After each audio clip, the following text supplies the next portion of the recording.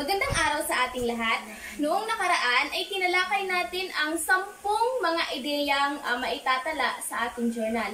Ngayon ay tatalakayin natin ang iba pang mga ideya na maaari nating itala. Una ay ang paglalarawan ng mga bagay-bagay mula sa iyong kinauupuan. Ang paglalarawan sa mga bagay-bagay mula sa ating kinauupuan o ating natatanaw mula sa ating paligid, mula sa ating kinaroroonan.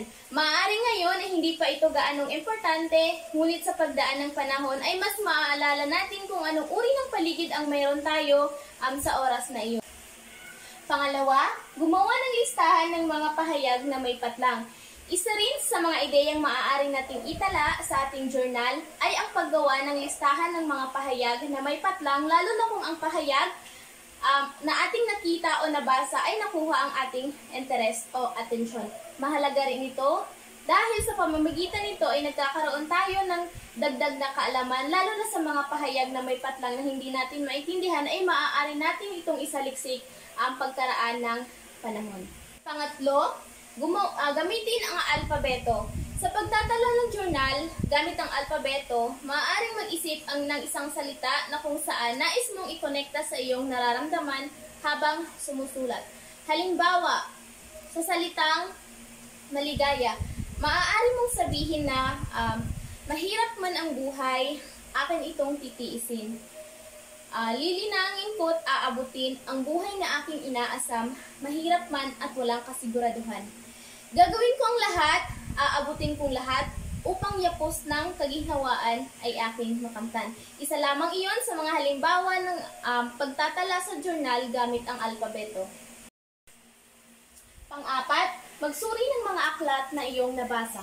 Sa pagsusuri ng librong nabasa, maaari nating malaman kung anong uri o ano ang pinagkaiba ng bawat libro.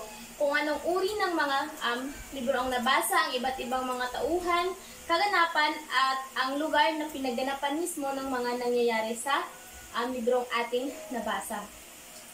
Maaari nating itala ito sa dahil sa pamamagitan nito, mas nauunawaan natin ang ating mga aklat na binasa. At mga aklat na gusto mong basahin. Isa rin sa dapat nating itala sa ating journal ay ang paglista ng mga aklat na gusto nating basahin. Maaari nating itala kung sino-sino ang author ng bawat aklat upang mas madali natin itong mahanap. Pang-anim, magsulat ng tungkol sa inyong kaklase. At dagdag pa sa maaari nating itala sa ating journal ay ang tungkol sa ating kaklase. Kung anong kaklaseng meron kayo, halimbawa, kung may misteryoso kayong kaklase, maaari mong i-detalye o i-describe kung anong pag-uugali meron ang bawat mong kaklase.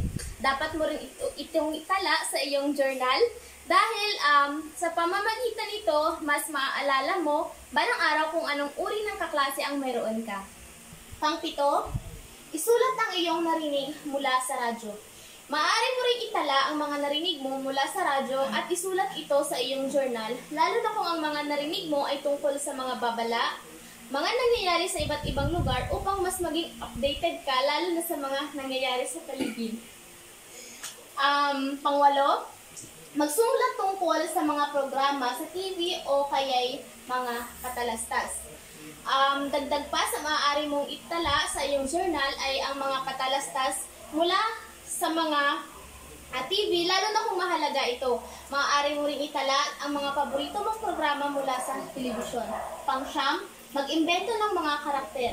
Maaari kang gumawa ng iba't ibang imahinasyon at itala ito sa iyong journal. Lalong-lalo na kung ang bawat karakter na iyong naimbento ay mahalaga para sa iyo. At panghuli, kausapin ang sarili o mga bagay-bagay, itala ang mga makahulugang short message services or SMS na iyong natanggap.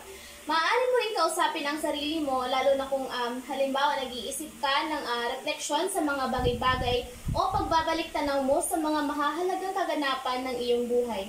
Maaari mo rin itala ang mga mahahalagang mensahe na iyong natanggap mula sa mga taong mahalaga para sa iyo. Ilan lamang yan sa mga bagay o ideya na maaari mong itala sa iyong journal.